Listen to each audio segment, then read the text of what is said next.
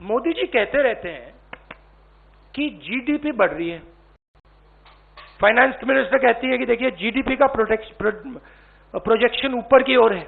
मैं समझ नहीं रहा हूं भाई, जीडीपी एक तरफ दौड़ रही है और फाइनेंस मिनिस्टर प्रधानमंत्री कहते हैं जीडीपी बढ़ रही है। फिर बात मुझे समझ आई, जीडीपी का मतलब क्या? गैस, डीजल, पेट्रोल, इनका ये कंफ्यूजन है। और मैं अब आपको गैस, डीजल, पेट्रोल के दाम और जीडीपी किस प्रकार से बढ़ रही है वो तो आज थोड़ा डायरेक्ट बताना चाहता हूं। 2014 में नरेंद्र मोदी जी ने कहा था कि डीजल, पेट्रोल के दाम बढ़ते जा रहे हैं, याद है आपको? 2014 में 410 रुपीज सिलेंडर की प्राइस थी जब हमने यूपीए ने ऑफिस छोड़ा। आज 885 रुपीज सिलेंडर की प्राइस है, 116% इंक्रीज। पेट्रोल की प्राइस 71.5 रुपीज 2014 में, आज 101 रुपया, 42% price increase. 57 rupees diesel, 88 rupees आज, 55%, 55% इंक्रीज। अब मजेदार बात यह है कि कोई आर्ग्यूमेंट कर सकता है कि देखिए तो इंटरनेशनल रेट बढ़ा है,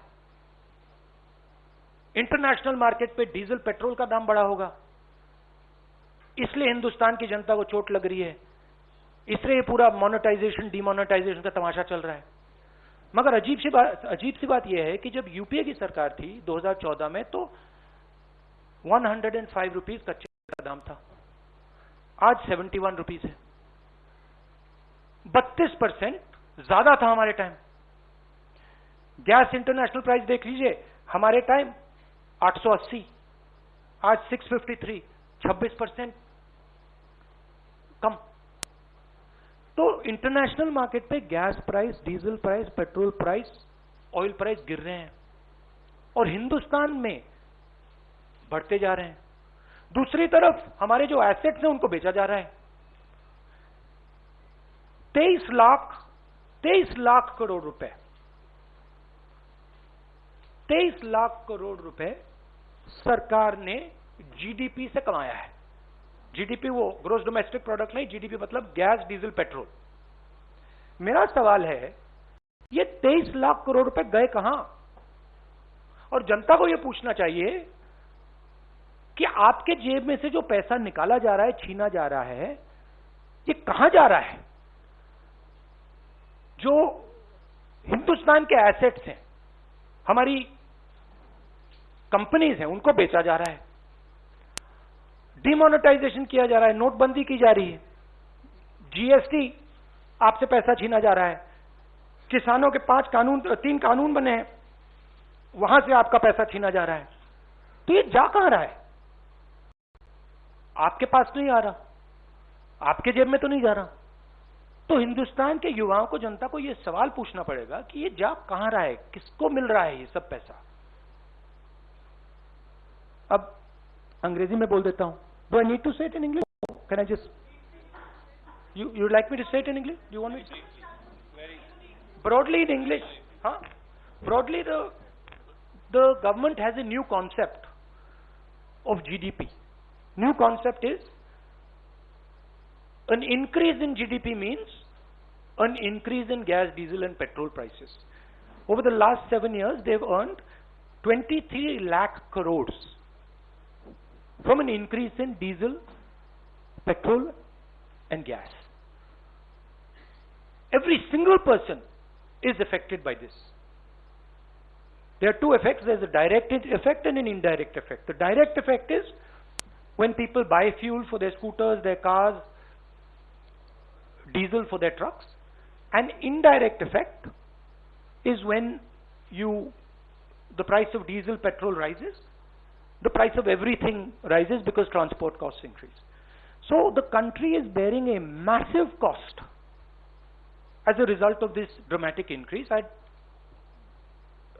just go into the details.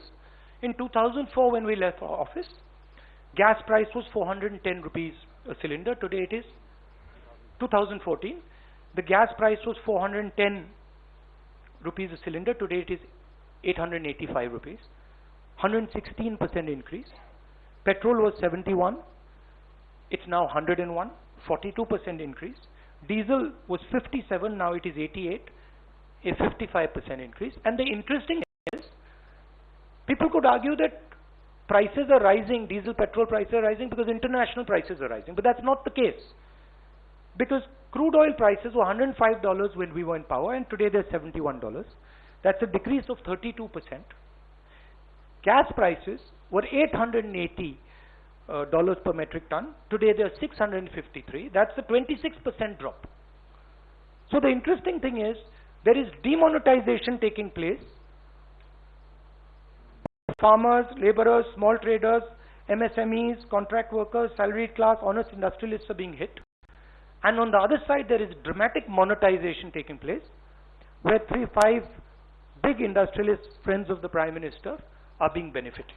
There is a transfer of wealth taking place from the poor, from the weak, to the Prime Minister's friends. This is what's going on. And this is what I wanted to raise today, and I wanted the young people of this country to think about this. This is about your future. You have to ask the question, who this money is going to. 23 lakh crores have been taken out of your pockets, out of the pockets of farmers, laborers, poor people.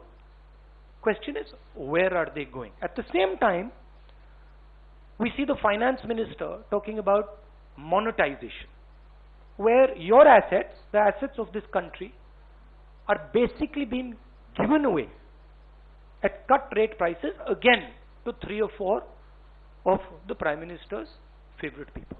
So that's what I wanted to raise today. If you have some questions, I'm happy to answer them.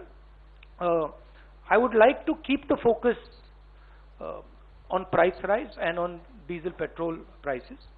Thank you, sir.